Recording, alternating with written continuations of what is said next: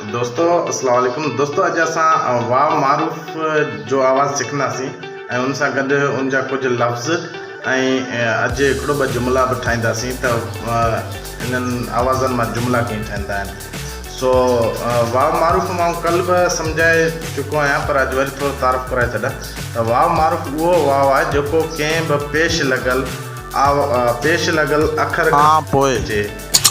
ठीक है, सो अचो त पहिरीं पाण वाव मारूफ़ जी पटी पढ़े वठूं ऐं पोइ इहो लफ़्ज़ ठाहे ऐं कुझु जुमिला बि हिकिड़ो ॿ ठाहींदासीं। अचो। अलिफ वाव पेश ऊ, बे वाव पेश बू, बे वाव पेश बू, भे वाव पेश भू, ते वाव पेश तू, थे वाव पेश थू, टे वाव पेश टू, ठे वाव पेश ठू, से वाव पेश सू, पे वाव पेश पू, जीम वाव पेश जू, जे वाव पेश जू, झे वाव पेश झू, ञे वाव पेश न्यू, चे वाव पेश चू, छे वाव पेश छू, हाय वाव पेश हू, खाए वाव पेश खू, दाल वाव पेश दू, धाल वाव पेश धू, डाल वाव पेश डू, डाल वाव पेश डू, ढाल वाव पेश ढू, जाल वाव पेश जू, रे वाव पेश रू, रे वाव पेश रू, जे वाव पेश जू, सीन वाव पेश सू, शीन वाव पेश शू, स्वाद वाव पेश सू, ज्वाद वाव पेश जू, तोय वाव पेश तू, ज़ोय वाव पेश जू, ऐन वाव पेश ऊ, गैन वाव पेश गू, फे वाव पेश फू,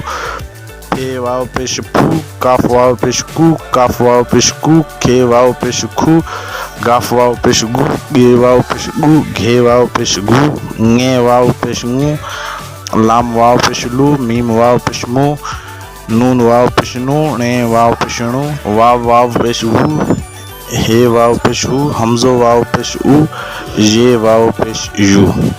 तो दोस्तों ही असां वाव मारूफ़ जो आवाज़ पढ़ियोसीं। हाणे कुछ लफ़्ज़ ठाहींदासीं। बूट, साबू, फारूक, लाहूत। हाणे हिन मां हिकिड़ो लफ़्ज़ आहे फारूक। हाणे फारूक में टे आवाज़ आहिनि, फा रू क। हाणे इहे सभु आवाज़ असां पहिरीं पढ़ी आया आहियूं। जीअं फा असां हीअ हिते पढ़ियो ऐं रू अॼोके आवाज़ में ही हिते पढ़ियो, क असां पहिरीं ज़बर वारे आवाज़ में ही पढ़ियोसीं। हाणे ॿ जुमिला ठाहींदासीं। भाऊ कूक कर। ॿियो जुमिलो आहे ताज़ा सूफ़ खाओ। पहिरें जुमिले भाऊ कूक कर में टे लफ़्ज़ आहिनि। पहिरियों लफ़्ज़ भाऊ। हाणे भा आवाज़ असां अलफ़ वारे हिकु पटी में हिते ही पढ़ियो आहे ऐं ऊ अॼु वारे आवाज़ में सिखियोसीं। अहिड़ी तरह ॿिए लफ़्ज़ में पिणु ॿ आवाज़ आहिनि। हिकिड़ो वाव मारूफ़ जो जेको कू ऐं असां ही हिते पढ़ियोसीं, ऐं ॿियो आहे क जेको असां पहिरीं आवाज़ ज़बर वारे पटीअ में ही पढ़ी आया आहियूं। साॻीअ तरह टियों लफ़्ज़ आहे कर। इन में ॿ आवाज़ आहिनि। ऐं पहिरियों आहे क जेको असां ज़बर वारी पट्टी में ही हिते पढ़ियोसीं, ऐं ॿियो आहे र जेको असां ज़ेर वारी पट्टी में ही हिते पढ़ी आया आहियूं। अहिड़ी तरह ॿियो जुमिलो आहे ताज़ा सूफ़ खाओ।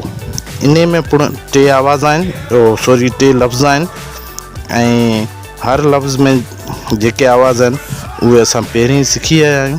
हाणे तव्हां मूंखे हिन में सूफ़ लफ़्ज़ में केतिरा आवाज़ आहिनि ऐं इहे आवाज़ असां किथे पढ़ी आया आहियूं, सिखी आया आहियूं, इहो ॿुधाईंदा। महिरबानी।